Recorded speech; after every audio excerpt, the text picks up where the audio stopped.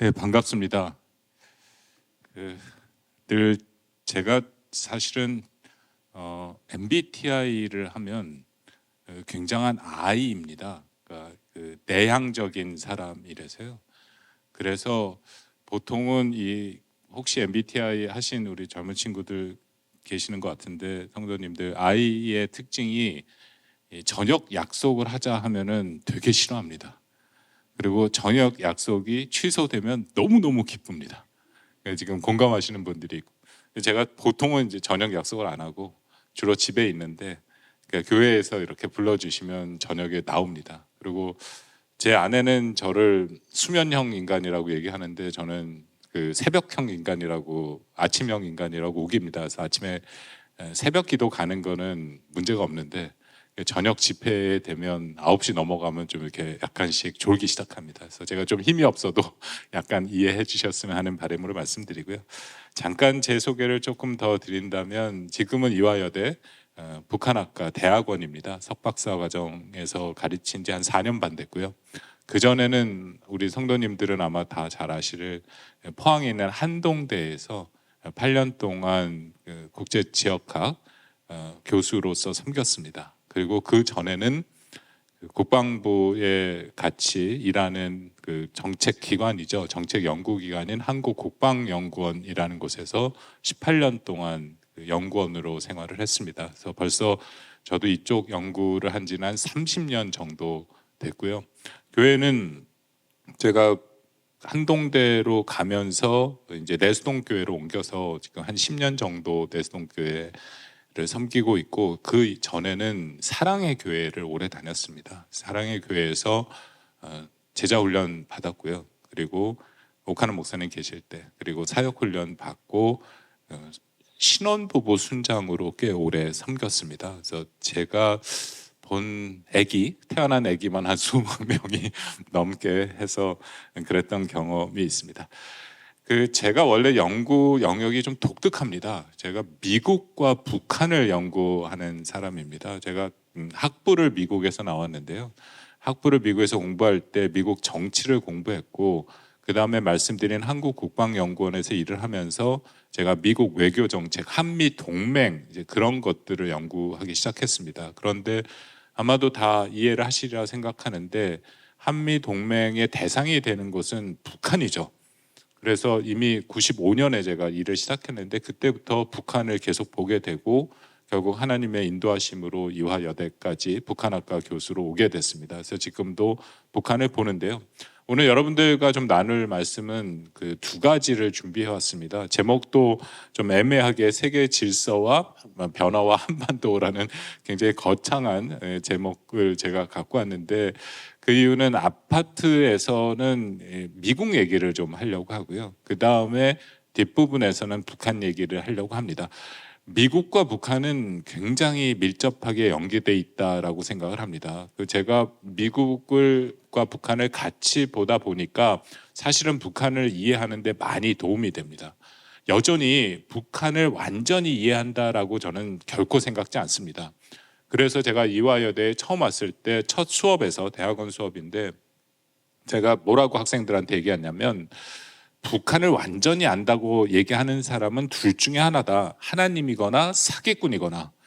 왜냐하면 북한이라는 곳은 워낙 폐쇄적 사회고 우리가 접할 수 있는 자료도 굉장히 제한되기 때문에 거기에 있는 모든 거를 다 안다라고 하는 것은 굉장히 뭐랄까, 거의 사기나 아니면 정말 전지전능해야지 알 수 있다 얘기를 했는데요. 그런 얘기를 하게 된 배경은 학생들이 수업에 좀 적극적으로 참여하라는 그런 의미였습니다. 그래서 교수인 제가 얘기하는 것이 반드시 다 맞는 것은 아니다. 그러니까 여러분들도 각자 의견이 있으면 수업에서 본인들의 의견을 좀 내라 해갖고 수업을 좀 다양하게 만들려 하는 생각이었죠. 그러면서 중간중간에 제가 북한을 잘 모른다, 이제 그런 맥락에서 수업을 끌어갔습니다.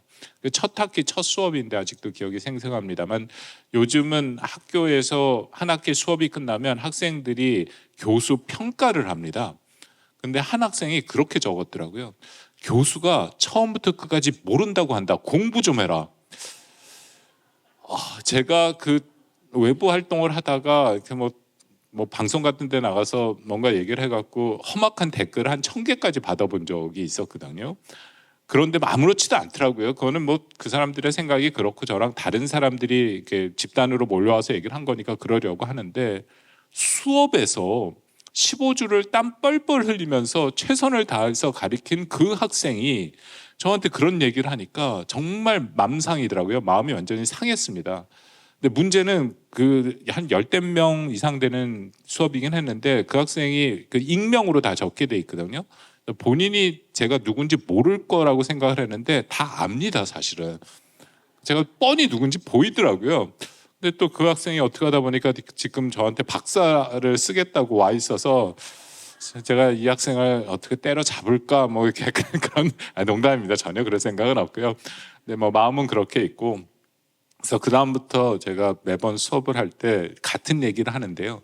똑같이 북한 잘 모른다, 그리고 안다고 하는 것은 사기꾼이거나 하나님. 근데 꼭 붙입니다. 거기에 나 북한 연구 오래 했다. 내가 북한 연구 30년 차고 아직도 괴로워하면서 매일 노동신문을 보고 내가 북한 관련돼서 쓴 논문과 뭐 엄청 글도 엄청 많고, 그리고 아무도 안 보는 유튜브도 한다. 제가 그렇게까지 얘기합니다. 정말 그 아무도 안 보는 유튜브를 하는데요. 제가 개인 유튜브를 하는 것은 아니고 제가 같이 협업하는 동아시아 연구원이라는 곳이 있습니다. 거기서 박홍건의 북한과 세계라 해서 한 달에 한 2번 정도 유튜브로 올립니다. 근데 뭐 정말 아무도 안 보더라고요. 그럼에도 약간의 사명을 갖고 얘기를 합니다. 이제 그렇게 얘기를 하니까 학생들이 좀 이해를 해서 이제 뭐 평가에는 교수가 모른다고 하는 얘기는 나오지 않았고요. 오늘 제가 이런 말씀을 드리는 게 정말 북한은 하나님의 전적인 역사 하에 있고요. 그리고 앞으로 여러분들 이 저녁에 모이셔서 기도하고, 저도 뭐 꽤 오랜 기간 계속 기도해왔던 이 기도, 민족의 통일을 위해서는 정말 하나님의 전적인 주권적 역사 하에 있다라는 것을 새삼 매번 깨닫게 됩니다. 그래서 오늘 제가 전해드리는 말씀도 제가 연구자로서 한 30년 정도 연구를 해왔던 것을 바탕으로 하긴 하지만, 그 안에서 또 이 신앙적인 것, 또 성경적인 것, 또 하나님의 허락하신 그 지혜 안에서 같이 말씀을 드리겠습니다. 한동대에 있을 때는 늘 이 부분을 신앙과 학문의 통합이다 해갖고 같이 하도록 매우 그것을 권장을 했고요. 이화에 대해서는 그걸 못해서 매우 아쉽긴 합니다만, 한동대에서 했던 그것들을 제가 신앙적인 거, 하나님의 얘기를 학교에서 이화에 대해서는 직접 하지는 못하지만 늘 가슴속에 갖고 그 바탕에 깔려 있다라고 생각합니다. 이화여대 교수가 자꾸만 한동대 얘기를 해서 뭐합니다만 한마디만 더 드리면, 한동대에 8년은 저에겐 정말 꿈 같은 시간이었고요. 하나님이 그것을 보내주셔서 저로서는 굉장히 감사한 좋은 기억만 있습니다. 가장 좋은 기억은 수업 시간 시작할 때 기도로 시작하고, 또 아무 때나 중간에 야 기도하자 하면 학생들과 같이 기도할 수 있다는 것, 그게 지금 이화여대에서 수업을 하면서 그런 축복을 누리지 못한다라는 것이 한동대에 있을 때 얼마나 큰 축복인지를 다시 새삼 깨닫게 됩니다. 좀 서론이 길었는데요. 오늘 좀 말씀을 드리도록 하겠습니다. 이게 뭐 거참하게 아까 말씀드린 앞부분은 미국 얘기를 좀 해야 될 것 같고, 그 다음에는 북한 얘기를 하겠습니다. 북한을 이해하는데 미국을 아는 건 많이 도움이 정말 됩니다. 북한을 정말 이해하기는 힘든데 북한의 어떤 행동들에 대해서 여러 가지 각도에서 이렇게도 보고 저렇게도 보고 해서 해석이 안 될 때는 오히려 미국의 행동이나 세계에서 흘러가는 흐름들에 맞춰보면 답이 나올 때가 꽤 있습니다. 제가 이해하는 북한은 세계 어떤 국가보다 사실은 미국 연구를 열심히 합니다. 연구를 열심히 한다고 수준이 높다는 얘기는 아닌데요. 연구를 열심히 하고요. 또 나름대로 세계의 흐름들에서 자신들이 어떻게 이것을 헤쳐나가야 될까에 대해서 고민을 많이 합니다. 여러분들 아마 잘 아시는 주체 사상, 김일성 시기에 만들어진 주체 사상이 여전히 북한의 가장 핵심적인 사상으로 지금까지 오고 있는데, 그 주체 사상 자체도 1960년대에 중국과 소련이 하도 싸워대니까 김일성 입장에서는 어떤 편도 들을 수가 없어서 자기 나름대로의 뭔가가 필요하다 하면서 자주라는 핵심 개념을 기반으로 주체 사상을 만들었죠. 그러니까 그만큼 북한의 핵심적인 사상이 되는 것조차도 이 외부 환경의 영향을 받았다라고 생각이 됩니다. 그런 면에서 미국에 대해서 좀 말씀을 드리는 것은 중요하다고 생각하고요. 더불어서 워낙 트럼프가 거의 매일같이 뉴스에 나오고 있지 않습니까?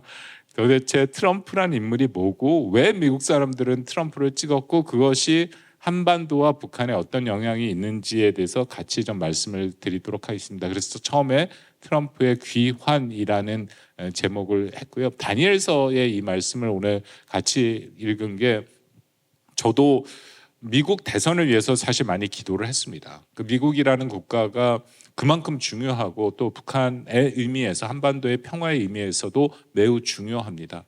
그래서 매번 미국 선거 때마다 열심히 기도를 했고 이번 선거는 정말 누가 될지 모르겠더라고요. 이전에는 그래도 2020년 선거 같은 경우에는 약간 바이든이 될 거다라는 그런 생각이 있었는데 이번 선거에는 정말 모르겠습니다. 제가 이런 말씀을 드린 게 사실은 간증에 가까운데 정말 이 연구자로서의 기본적인 한계가 하나님의 주권적 역사 앞에서 얼마나 초라한 것인지의 예로 하나 말씀을 드리겠습니다. 2016년에 미국 대선 때 저는 처음부터 끝까지 트럼프가 될 거라고 생각지 않았습니다. 그러니까 힐러리 클린턴 당시 후보가 될 거라고 생각을 했는데요. 그 틀린 수준이 매우 크게 틀렸습니다. 9월부터 YTN TV 그 뉴스 채널에서 저와 두 명의 다른 한 명의 연구자 기자와 함께 일주일에 한 번씩 두 명씩 짝을 지어서 미국 대선을 쭉 해석하는 그런 프로그램을 한 적이 있습니다. 그런데 저도 이제 학부 전공을 미국 정치를 했고 또 한 명 그 같이 했던 그 친구는 아예 미국의 대학에서 박사학위를 그런 투표, 미국 유권자의 투표 행태를 갖고 쓴 친구라서 굉장히 잘 아는 친구죠.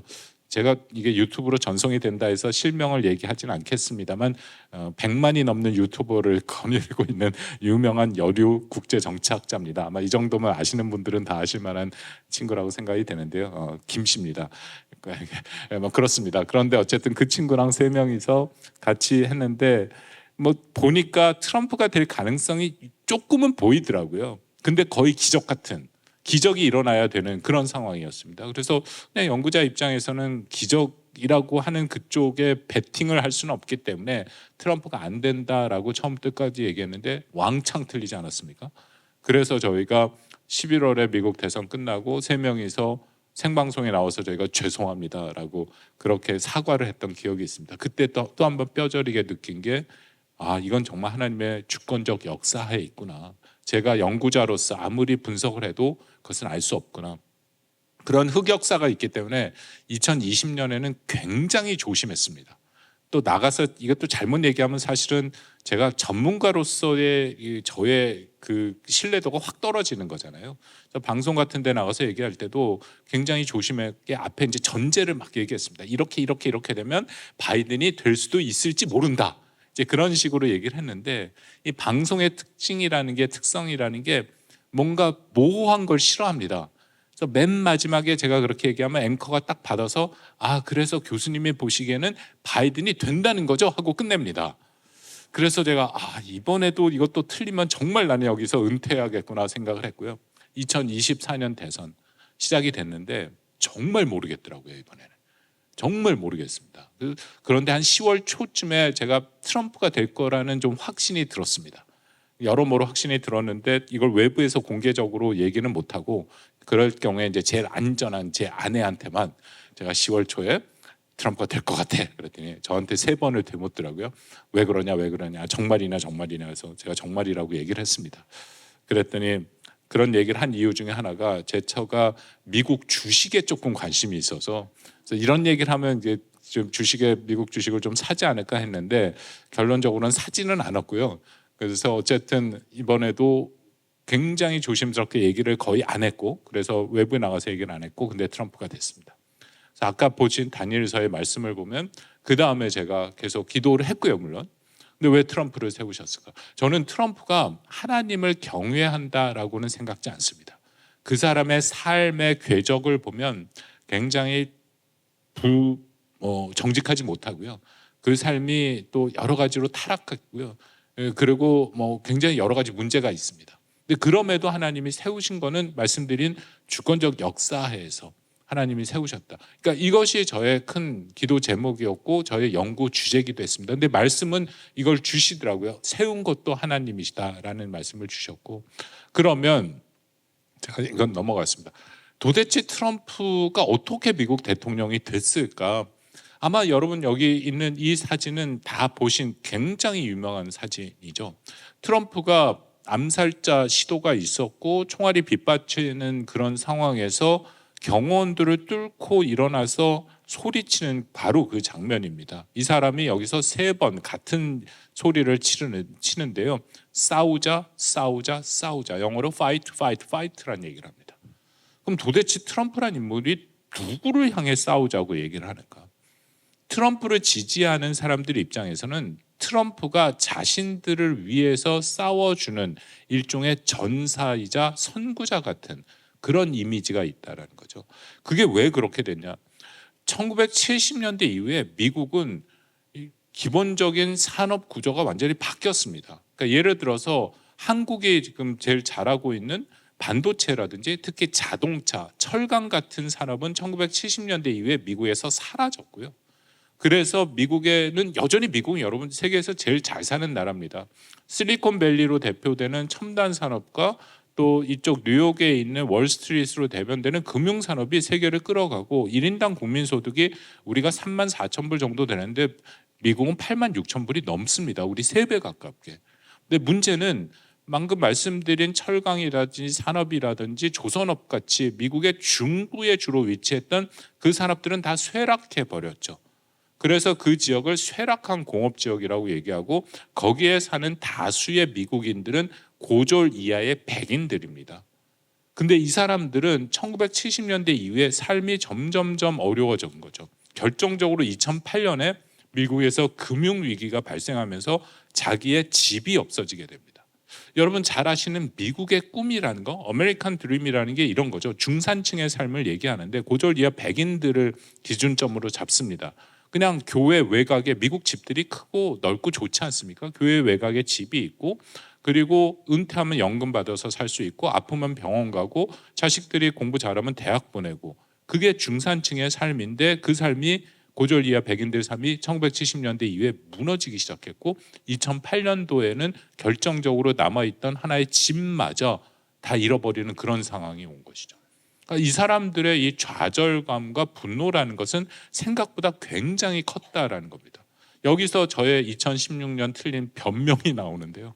그 사람들의 좌절감을 트럼프가 길목에 서서 내가 너희들의 좌절감을 알아라고 얘기를 해서 그들의 표를 모아서 당선이 된 겁니다. 근데 사실은 저는 트럼프가 그걸 알 거라고 생각지는 않습니다. 그 사람의 이 탄생, 삶도 사실은 갑부죠.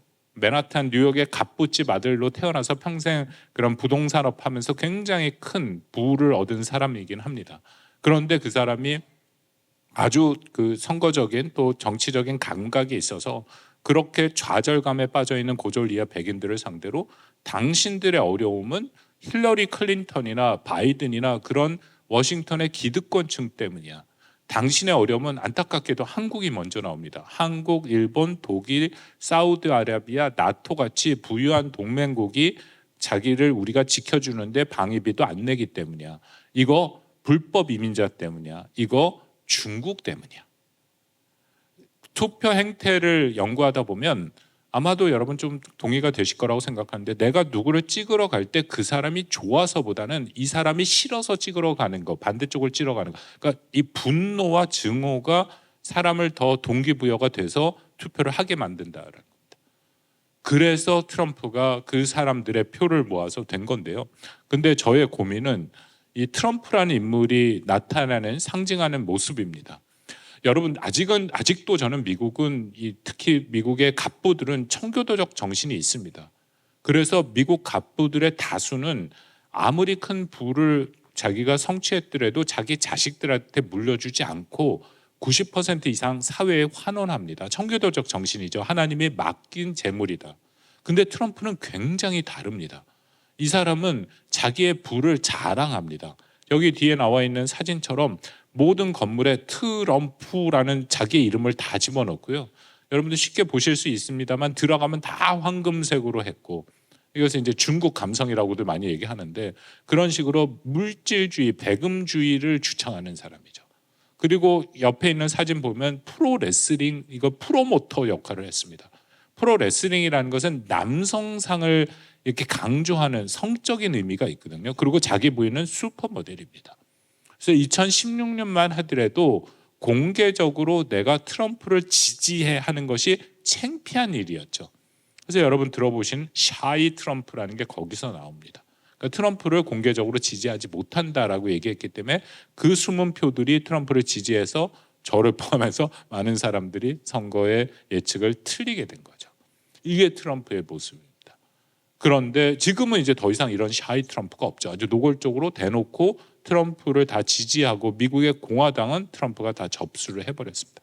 그러니까 이런 트럼프인데 도대체 저의 그 다음에 저의 신앙적인 질문은 하나님은 도대체 이 사람을 왜 세웠을까 하는, 왜 세우셨을까 하는 거에 대한 하나의 답은 찾았습니다. 뭐냐면 여러분 아시다시피 미국이 더 이상 기독교적인 정신이 그 안에 근간에서 굉장히 많이 훼손이 됐습니다. 특히 미국의 공화당의 반대쪽에 있는 민주당은 너무 급진화된 진보가 되어버렸습니다. 그래서 그들이 여러분 잘 아시는 이 동성애와 그런 것들, 성적인 정체성의 동성을 인정하지 않죠. 성을 아마 이건 들어보셨으라고 생각하는데 LGBTQ로 나누지 않습니까? 근데 그거를 민주당은 더 세분화해서 19개의 성으로 나눕니다. 그리고 사실 이번 트럼프 당선에 굉장히 공헌한 민주당 인사가 있는데요. 엑스맨이라고 불리는 그 캘리포니아 주지사 개빈 뉴섬이라고 있습니다. 굉장히 진보적인 민주당의 차기 대선 후보 중에 하나인데 이 사람이 작년 7월 달에 캘리포니아 주에서 통과된 법을 하나 통과시켰는데 그 법에 뭐가 있냐면 초중고 학생들이 학생 기록부에 자기의 성 정체성을 적게 돼 있는데 그것을 부모한테 알릴 필요가 없는 법을 통과시켰습니다. 그래서 19개의 성을 마음대로 적어도 부모가 모르는. 그래서 정치적인 올바름으로 뭐 동성 뭐 그런 거는 다 맞긴 한데 저는 민주당이 너무 많이 갔다. 이번 선거에서 진 이유도 거기 있다고 봅니다. 원래 민주당은 서민의 정당이고 노동자를 대표하는 정당인데 그런 서민과 노동자는 오히려 공화당 트럼프를 지지하게 만들어 됐고 대부분의 민주당은 정치적인 올바름이라는 좀 더 큰 어떤 정치적인 담론으로 넘어가서 그래서 실질적으로 그들에게 필요한 서민의 삶을 대변하지 못했다라는 거거든요. 제가 뭐 이렇게 미국 대선을 얘기하다 보니까 어느 날 이메일을 하나 받았는데 그 이메일이 미국 교포신데 남부의 복음주의 교회를 다니는 교포시더라고요. 근데 저보고 왜 그렇게 트럼프를 비판하냐. 제가 트럼프 비판을 굉장히 많이 했거든요. 그렇게 적으시 자기는 트럼프를 지지한다. 제가 거기 좀 생각이 깊어졌습니다. 고민에 빠졌습니다. 왜 이분이 그런 걸 했을까. 근데 지금 저기 나오는 것이 하나의 답입니다. 트럼프가 정말 본인이 그렇게 믿는지 안 믿는지는 모르겠지만 트럼프의 많은 공약 중에 하나가 자기가 대통령에 당선이 되면 그리고 사실상 취임식 날 취임사에 그 얘기를 했습니다. 미국의 헌법을 개정한다. 불가능한 일이거든요. 헌법을 개정할 수 없습니다. 대통령이 원해도. 근데 어쨌든 자기는 헌법을 개정해서라도 미국의 성은 두 가지밖에 없다. 남자 여자. 그리고 여러분 잘 아시다시피 미국에서 공립학교에서 사립학교도 마찬가지입니다만 기도 못합니다. 성경 공부 못합니다. 하나님 얘기 못합니다. 그런데 자기는 그걸 다 허용하겠다. 그러니까 제가 생각하기에 트럼프가 정말 신실하게 하나님을 믿는 사람이라고 생각진 않습니다만 트럼프가 주장하고 트럼프가 했던 공약에는 분명히 하나님이 기뻐하시는 것들이 더군다나 신앙적으로 흔들리는 미국의 중심을 잡아주는 부분이 저는 있다라고 생각됩니다. 그것이 제가 다니엘서를 보면서 하나님이 세우셨구나 하는 그런 결론에 도달하게 된 거죠. 이 말씀을 드리는 게 이제 한반도로 넘어오겠습니다. 한반도의 상황이라는 것은 엄혹합니다. 그냥 표현 그대로 엄혹합니다. 특히 북한의 김정은 총비서가 2023년 12월에 이른바 헤어질 결심이라고 하는 더 이상 한국과 이제 민족 개념도 없고 한국과는 더 이상 상종하지 않겠다. 한국은 완전한 적대적 두 국가다라고 선포를 한 거는 아마 여러분들 아시리라고 생각합니다. 벌써 1년 반이 지나가고 있거든요. 그러니까 어떻게 보면은 한반도의 통일 또 남북 간의 민족 교류 남북 간의 화해 협력은 굉장히 멀어졌다. 그런데 나중에 결론에서 조금 말씀을 드리겠습니다만 이런 완전히 고착화되고 완전히 막힌 상황을 흩을 수 있는 인물은 또 저는 트럼프라고 또 생각을 합니다. 그냥 전통적인 미국의 지도자 같으면은 바이든 때 저희 경험을 했습니다만 4년 내내 북한에 대해서 아무것도 안 했습니다. 근데 트럼프는 2018, 19년에 김정은을 만났죠. 물론 그 만난 과정 이후의 결과가 저는 결코 좋았다고 생각하지는 않습니다만 이런 교착된 상태에서 하나님이 들어 쓰실 수 있는 가장 가까운 인물 중에 하나지 않을까라고 생각을 합니다. 북한 말씀을 좀 드리겠습니다. 제가 김정은을 총비서라고 얘기를 했는데 이제 직함은 한 번만 붙이고 그 다음에는 그냥 김정은이라고 편히 얘기를 하겠습니다. 많은 이유가 있는데요. 그 중에 하나는 저보다 어립니다. 그래서 그냥 김정은이라고 얘기하겠습니다. 2013년 12월에 완전한 두국 도교전국 관계, 한국은 제1의 주적이자 적대국 관계라고 선포를 합니다. 그리고 한국, 대한민국이라는 표현을 쓰기 시작했고 그전에는 대한민국이라는 표현 안 썼습니다. 그냥 남조선이라고 표현을 썼죠. 남한이라는 표현도 안 씁니다. 북한에서는 남조선이라고 얘기를 하죠. 북조선, 남조선. 근데 이제는 대한민국이라고 얘기를 시작하면서 민족도 다른 민족이라고 얘기합니다. 우리 보고는 대한민국 족속이라고 얘기하고 자신들은 김일성 민족이라고 얘기합니다. 그래서 더 이상 우리 민족끼리의 개념도 없고 민족 통일의 개념도 다 지워버렸습니다.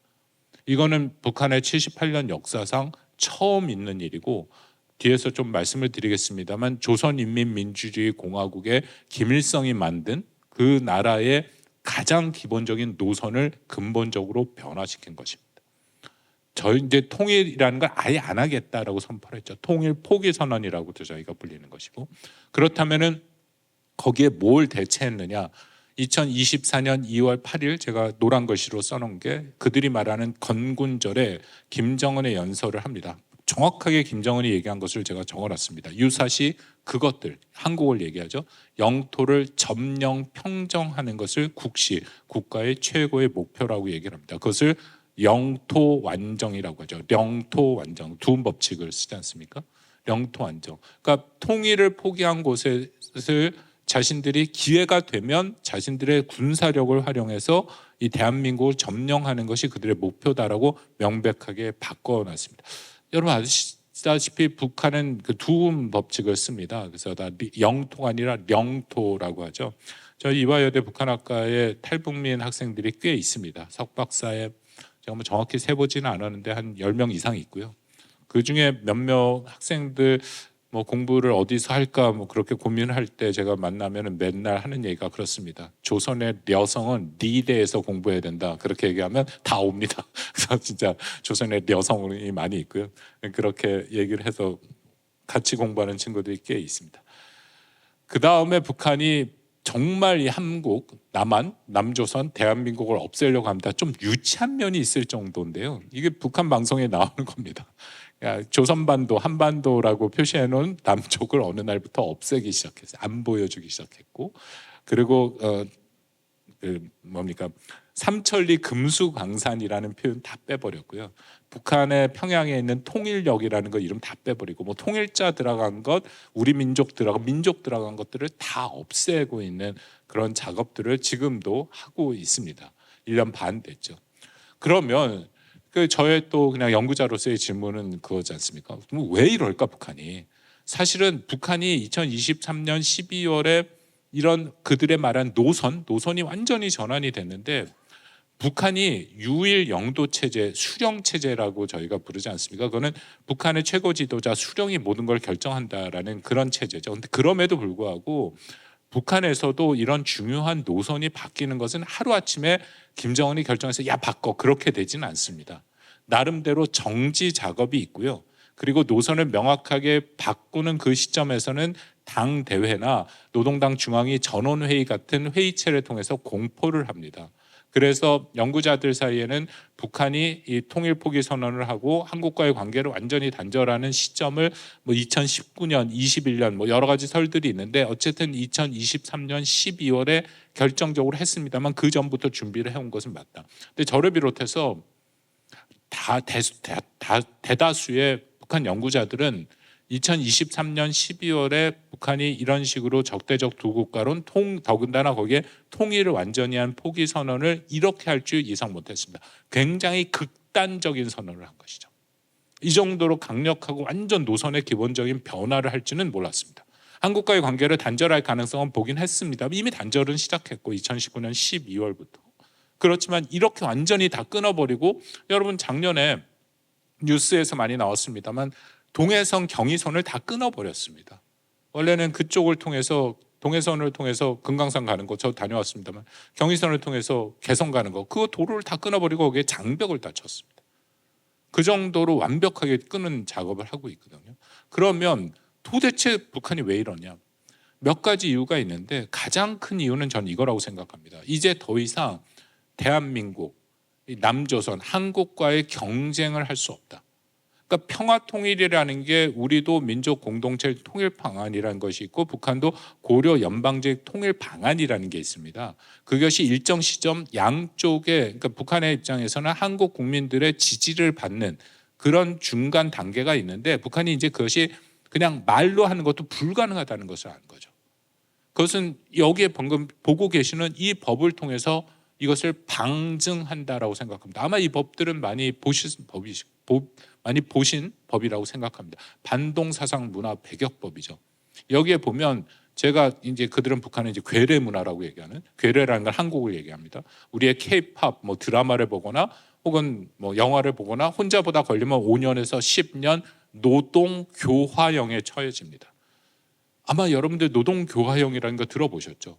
저도 캐나다 교포 목사님이신데 정말 북한에 억류돼서 3년 노동 교화형을 3년 이상 10년인가 받았는데 3년 그걸 하다가 오신 분을 제가 만나서 우리 학교에 저희 초청해서 특강을 하신 적이 있는데, 그 노동의 강도가 한겨울에 언 땅이 파진답니다. 그러니까 상상을 초월할 정도의 강도 높은 노동을 시키는 거죠. 근데 한번 생각해 보세요. 한국 드라마 한 편 봤다고 5년에서 10년 노동 교화형. 더 황당한 것은 제가 보다가 이게 재밌다 해갖고 제 친구한테 야 너도 볼래 하고 주면 유포 혐의가 됩니다. 그것은 무기형부터 사형까지 됩니다. 이런 법이 나왔고요. 또 하나는 뭐 법이 세 가지가 있는데 2023년에 나온 이것도 평양문화법, 아마 아시는 분도 있는데 굉장히 황당한 법이거든요. 법에 이런 내용이 있습니다. 예를 들어 이런 겁니다. 남편을 오빠라고 부르면 처벌한다. 인터넷에 다 있습니다. 내용이 다 있어요. 여기 적용은 그대로입니다. 그러니까 완전히 한국에서 쓰는 예를 들어 남친, 여친 그런 거 쓰면 다 처벌하게 돼 있습니다.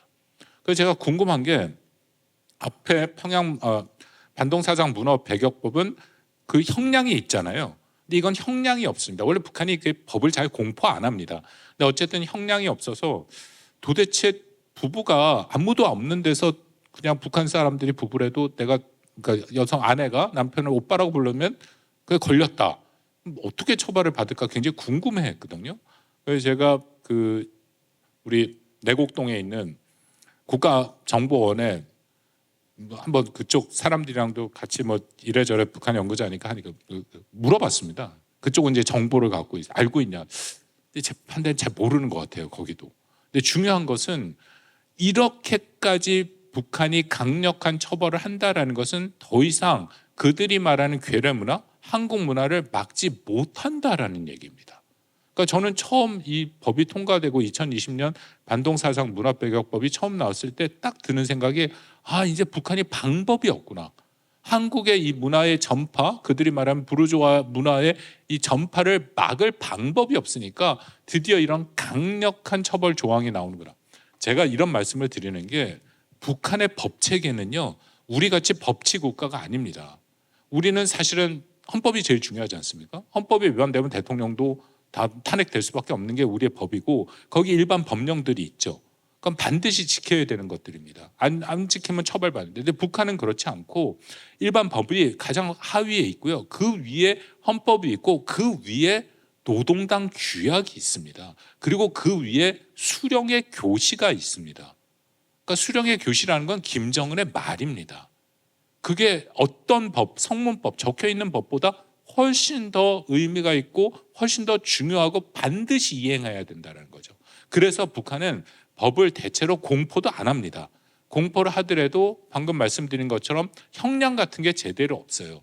북한이 법을 공포 안 하는 이유 중에 하나는, 북한의 입장에서는 법을 공포하는 것은 주로 나쁜 짓 한 거를 이렇게 처벌하는 거지 않습니까? 그런 나쁜 짓을 하는 것을 처벌하는 법을 공포하게 되면 북한 주민들이 저 나쁜 짓을 많이 다른 사람들은 하는구나 하고 그것을 알게 만드는 거죠. 그러니까 반동사상 문화 배격법을 보면 이렇게 돼 있습니다. 거기에 보면 내가 나만의 대한민국 드라마를 오징어 게임을 내가 봤는데 이거 나만 보는 게 아니라 굉장히 많은 사람들이 보고 있구나 하는 걸 법을 통해서 알게 돼요. 그래서 북한은 그걸 일부러 그런 법을 공포 안 하는 겁니다. 그것을 우리가 학계에서는 개념적으로 공동 지식이 생기는 걸 막는다라는 표현을 쓰거든요. 북한의 입장에서는 그런 공동 지식, 사람들이 공감하는 뭐가 생기는 걸 굉장히 두려워합니다. 왜냐하면 공감하는 그런 생기게 되면 집단 행동이 가능해질 수 있어요. 주로 사람들이 만나서 인간의 본성이 저는 성경 말씀대로 굉장히 악하다고 생각합니다. 좋은 얘기 안 하잖아요. 만나면 대부분 나쁜 얘기 하죠. 정부 욕도 많이 하고. 그런 게 북한에서도 사람들이 모여서 정부에 대한 불평, 불만 그런 것들이 쭉 퍼져서 광범위하게 퍼지면 그게 집단 행동으로 나올 수 있다. 북한은 그걸 철저하게 막습니다. 그래서 그 초입에 그런 생각조차 갖게 하는 것을 막는 것이 북한의 임무거든요. 그래서 법조차 통과 안 한다. 근데 그럼에도 반동사상 문화 배격법이라는 것이 통과된 것은 그만큼 북한의 입장에서는 이게 심각하구나 라는 것을 방증한다라고 생각됩니다. 제가 지금 드리는 말씀은 북한이 김정은 시기에 이전과는 다른 굉장히 새로운 도전을 저는 세 개를 경험하고 있다고 생각합니다. 이거는 김일성, 김정일 시기와 다른 거거든요. 첫 번째는 방금 말씀드린 통일을 포기하고 한국을 적대적 두 국가론으로 선포한 것이라고 생각되고, 두 번째는 장마당 세대라고 있습니다. 아마 들어보셨을 겁니다. 장마당 세대. 장마당 세대라는 게 1990년대 중반부터 후반까지 여러분 들어보신 고난의 행군이라고 있지 않았습니까? 30만에서 많게는 100만 명이 굶어 죽은 아사한 북한의 엄청나게 큰 사건이죠. 근데 제가 여기서 한 가지 말씀드린 게 북한은 그걸 고난의 행군이라고 부르고 한국에서도 고난의 행군으로 알려져서 문헌이나 연구자나 아니면 신문에서도 다 고난의 행군이라고 쓰는데 그거 잘못된 겁니다. 그러니까 북한이 그것을 일부러 상징적인 의미를 해서 미화한 표현입니다. 북한 사람들 사이에서는 그 고난의 행군 시기를 미공급 시기라고 얘기합니다. 그러니까 90년대 중반 이전까지만 해도 북한은 사회주의 국가니까 국가에서 식량과 기본적인 자신의 삶을 최소 수준으로 죽지 않을 정도로 영위할 수 있는 기본적인 것을 제공해 줬죠. 근데 90년대 중반부터 식량 배급이 끊기기 시작하면서 이 사람들이 굶어 죽게 된 거예요. 그래서 북한 사람들은 미공급식이라고 하는데 북한 당국은 그걸 미화했다라고 말씀을 드리는 게, 고난의 행군이라는 것은 1938년에 김일성이 만주에서 빨치산 항일 투쟁을 하다가 일본군에 쫓겨서 100일 동안 후퇴한 후퇴 장정이 있습니다. 그것도 상당히 미화된 건데요. 그걸 고난의 행군이라고 이름 붙여놨습니다. 그래서 그 상징적인 미화된 의미를 굶어 죽은 그 시기에 갖다 붙인 거기 때문에 저는 고난의 행군이라는 표현을 쓰는 것이 적절치 않다고 생각합니다. 미공급 시기가 정확한 표현이죠. 근데 어쨌든 그 이후에 90년대 후반 2000년대 초반에 태어난 이 세대들을 우리가 장마당 세대라고 부르는데, 장마당 세대는 앞 세대와는 다릅니다. 뭐가 다르냐? 첫 번째, 자기는 태어났을 때부터 나라가 나를 벌어먹여 살리질 않았습니다. 누가 벌어먹여 살리냐면 자기 엄마가, 주로 어머니들이 장마당이라는 사경제, 굉장히 기초적인 그런 시장 경제죠. 거기서 경제 활동을 해서 먹여 살렸습니다. 그렇기 때문에 약간 이런 거죠. 국가가 날 위해서 해준 게 뭐가 있지? 그런 생각들. 그러니까 국가에 대한 충성도가 낮은 거죠. 두 번째는 이 젊은 세대일수록 한국, 괴뢰 문화, 남조선 문화의 노출 빈도가 높습니다. 이거는 작년에 나온 통일부에서 경제사회 인식 실태 조사 보고서라고 해갖고 5,500명의 탈북자를 10년간 그 탈북한 시기별로 해서 했던 굉장히 광범위한 여론조사를 한 문건이 있는데요. 거기를 보면 최근의 탈북자일수록 젊은 층일수록 한국 문화에 대한 접촉 빈도수가 높으면 많게는 70%까지 이미 잘 알려져 있습니다만, 북한 사람들이 한국 문화를, 한국 드라마를 많이 보지 않습니까? 아마 우리 주빌리 기도에 오시는 분들 들어보셨으라고 생각하는데, 그들이 가장 충격을 받는 한국 프로그램이 뭔지 아세요 혹시? 이거는 무슨 오징어 게임, 뭐 우리 영화 그런 게 아니라요. KBS에서는 6시 내 고향입니다. 그래서 제가 일부러 보거든요. 어저께도 봤습니다. 그 6시 내 고향이라는 거 여러분 보시면 우리 사실 재미없죠. 그냥 시골에 가서 그분들 삶에 어제 보니까 백숙 끓여 먹는 거 나오더라고요. 한 분이 산에서 혼자 사는 거예요. 그래서 산이 좋다, 뭐 도심 삶 싫다 해갖고 친구들 오니까 백숙 끓여 먹고 뭐 그런 얘기예요. 북한 주민들이 그걸 보고 충격을 받은 게 이 사람들도 똑똑하니까 드라마나 영화 같은 경우에는 이것이 상당히 연출됐다는 것을 아는 거죠. 근데 6시 내 고향은 연출된 게 아니거든요. 시골에서 뭐 어촌에 가거나 농촌에 가거나 산골에 가서 먹는데 이 사람들 한국, 남조선의 이 사람들의 거기서 사는 삶이 첫째 너무 자유롭고 삶의 수준이 평양에서 가장 높은 엘리트층보다 더 높고 마음껏 풍족하게 먹고 그런 거에 충격을 받은 거예요. 정말로. 그래서 제가 뭐 탈북자 인터뷰를 합니다만 그중에 몇몇 분들은 정말 내가 6시 내 고향에 충격을 받았어요. 그렇게 얘기를 합니다.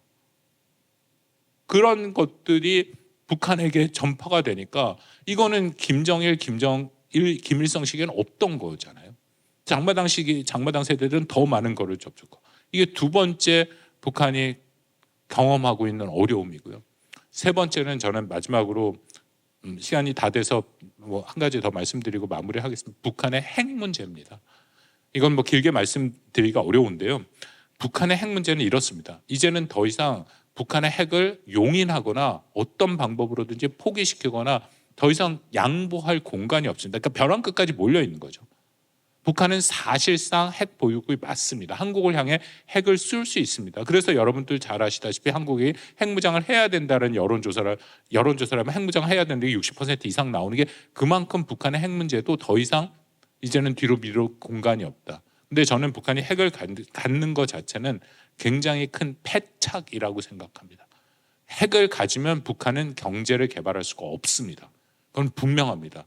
근데 저는 북한의 김정은이 조선인민민주주의공화국을 유지하려면 군사력, 핵을 대변되는 군사력과 경제력, 경제 발전이 둘 다 필요하다고 생각합니다. 김정은도 경제 발전이 필요하다고 생각합니다. 그러니까 쉽게 말씀드리면 이렇게 한번 생각해 보시면 될 것 같습니다. 30년 후에 김정은이 여전히 집권하고 있다. 물론 김정은의 건강은 이상하지 않은 게 이상하긴 한데 그냥 30년 이후에도 집권을 한다라고 생각을 하면 지금도 여전히 그렇게 핵을 휘두르면서 북한이 지금 같은 체제로 유지될 수 있을까? 저는 30년까지 절대 못 간다고 생각합니다. 하나님의 주권적인 역사가 그 안에 분명히 일어날 거고 특히 북한의 핵 문제는 말씀드린 것처럼 더 이상 양보할 수 없다. 뒤로 밀려날 공간이 없다. 그렇다면 핵을 보유하고 있는 이상 북한의 경제는 발전될 수 없다. 이거는 김정은의 큰 패착이다. 세 가지가 이전과는 다른 큰 북한 체제의 도전이라고 생각합니다. 물론 제가 이런 말씀을 드린다고 해서 북한이 당장 뭐 붕괴되거나 뭐 일부에서는 요즘 유튜브에서 막 또 그런 얘기가 나오는데 그렇다고 생각지는 않습니다. 물론 그것도 하나님의 주권적 역사에 있긴 하지만 제가 연구자로 보는 입장으로서 북한이 어느 날 갑자기 주민봉기가 일어나서 뭐 평양이 뒤집혀서 그럴 가능성은 보이진 않습니다만 김정은이 하고 있는 지금까지의 모습은 앞서서 자기의 선대와는 분명히 다르다라는 것은 분명합니다. 제가 마지막으로 요거를 말씀을 드리고 마겠습니다. 아까 가장 처음에 얘기했던 북한의 김정은의 통일 포기 선언이라는 것은 김정은의 가장 큰 패착이 될 가능성이 높습니다. 우리가 여기서 모여서 기도를 하고 통일을 위해서 기도하고 북한을 위해서 기도하는데 북한 주민들이 통일에 대한 열망은 우리의 한 100만 배 이상 된다고 보시면 될 것 같습니다. 그들의 믿음 체계, 정체성 자체가 완전 통일로 맞춰져 있습니다. 김일성이 조선인민민주주의공화국을 건립할 때 1948년에 북한은 조선인민민주주의공화국은 두 개의 역사적 사명이 있다 얘기를 하면서 하나는 사회주의 국가 건설과 조국 통일이라고 얘기합니다.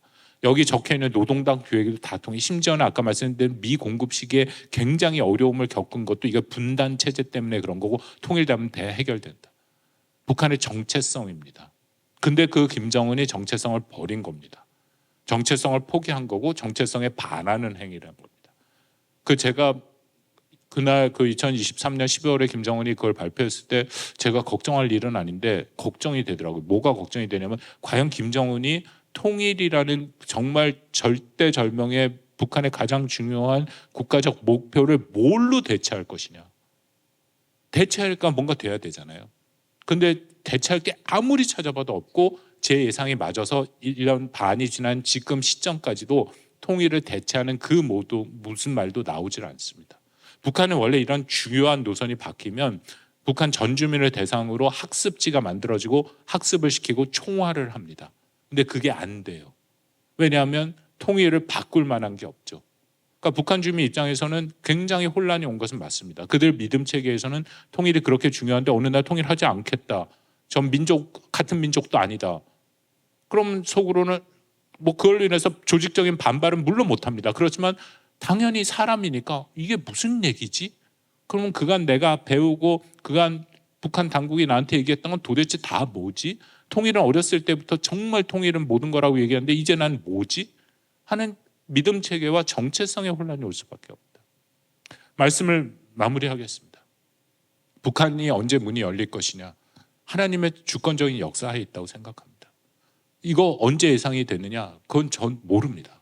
그렇지만 지금 제가 연구자로서 또 신앙인으로 말씀드린 것처럼 김정은이 현재 처해져 있는 이 상황이라는 것은 그냥 외부에서 그리고 언론에서 다루는 것보다 굉장히 심각한 세 가지 도전에 직면해 있다는 것은 저는 자신 있게 말씀드릴 수 있겠습니다. 그 도전이 앞으로 남북관계에 어떻게 영향을 주고 또 북한의 통일과에 어떻게 영향을 될까는 하나님의 역사시고 거기는 아까 말씀드린 트럼프라는 인물이 또 이걸 어떻게 끌어갈까 하나님의 인도하심과 쓰임을 받으면 여기서 우리 성도 여러분들과 기도를 하고 싶은 제목이 있는데요. 우리의 입장에서 가장 중요한 것은 특히 젊은 세대로 갈수록 통일에 대한 한국 내에서도 너무 관심이 없습니다. 학교에서 가장 최전선에서 학생들을 가르치는 저의 입장에서도 점점 학생들이 통일, 북한 관심 없는 게 너무 가슴 아픕니다. 그렇기 때문에 오히려 우리는 이 시점에서 더욱더 통일을 위해서 기도를 해야 된다고 생각합니다. 통일을 더욱더 준비해야 된다고 생각합니다. 통일은 정말 하나님 때에 하나님의 방법으로 이루어지는데 준비하고 있는 것과 아닌 것은 하늘 땅 차이라고 생각합니다. 여기에 기도 제목 이미 잘 나와 있고 여러분 잘 아시는 가장 중요한 것은 민족의 동질감을 갖는 거겠죠. 그것을 위해서 우리는 기도해야 되고 두 번째는 그 과정이 너무 오래 기다리지 말았으면 하는 것이고요. 왜냐하면 여전히 70년 이상 복음을 못 듣고 죽어가는 대다수의 2,500만의 대다수 아주 극소수를 빼고 지하교회가 있다고 하니까 극소수를 뺀 대다수의 북한 주민들은 복음을 전해 듣지 못하고 죽어가는 그 시기와 그 사람들의 안타까운 영혼을 위해서 이 복음 통일을 위한 시기가 앞당겨져야 되고 마지막은 그 모든 과정이 평화롭게 이루어지는 것이죠. 그 과정에서 남북 간의 군사적 충돌이 이루어지지 않고 평화적인 형태로 남북이 통일되는 것. 저는 이 세 가지를 위해서 우리가 같이 기도해야 된다라고 생각합니다. 오늘 이렇게 경청해 주시고 귀한 자리에 초청해 주셔서 말씀을 나누게 돼서 저도 기쁘고 하나님께 영광을 돌립니다. 감사합니다.